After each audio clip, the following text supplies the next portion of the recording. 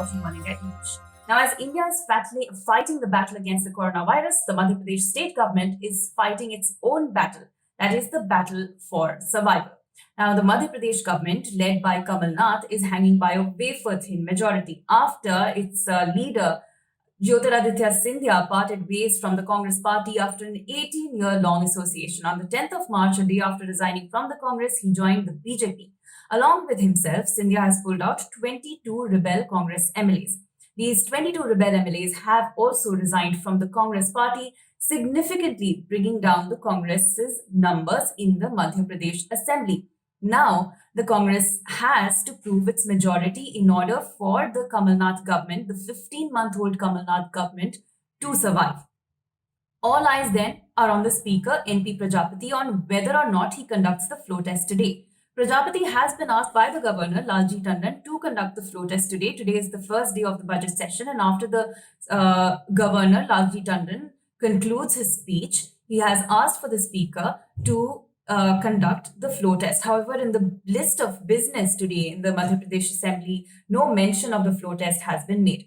However, all the MLAs who were in safekeeping so far, the Congress MLAs were sent to Jaipur and the BJP MLAs were sent to Gurugram. They have returned to Bhopal and they will be attending the assembly session today. However, whether or not Prajapati conducts the floor test, that is a big question mark there. But sooner or later, it will have to be conducted. And here is how the figures stand.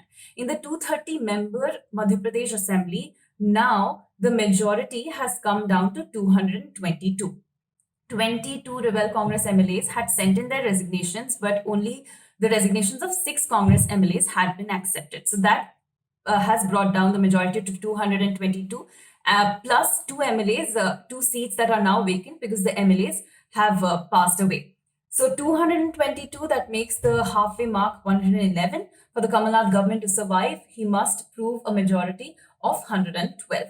Now, before Scindia and these 22 rebel MLAs parted ways, the Congress had the number of 114 by itself, plus support from 2 SP MLAs and 1 BSP MLAs. Now, Samajwadi Party has issued a whip for its 2 MLAs to vote with the Congress party. However, no such diktat has come in for the BSP MLA. So all eyes on where these 3 votes, this 1 vote actually goes.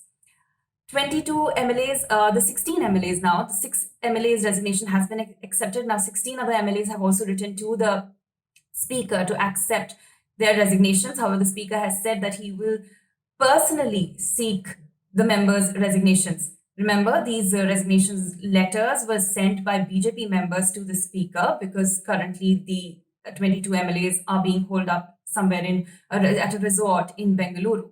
So Mr. Prajapati alleges that these MLAs may be being blackmailed or influenced or harassed to submit their resignation. So he wants an audience with them personally. Now, in the absence of that, of course, the fact, of course, remains that the Madhya Pradesh government is hanging by a wafer-thin majority, and a floor test will conclusively prove whether the Kamal Nath government survives or whether another government will take its place.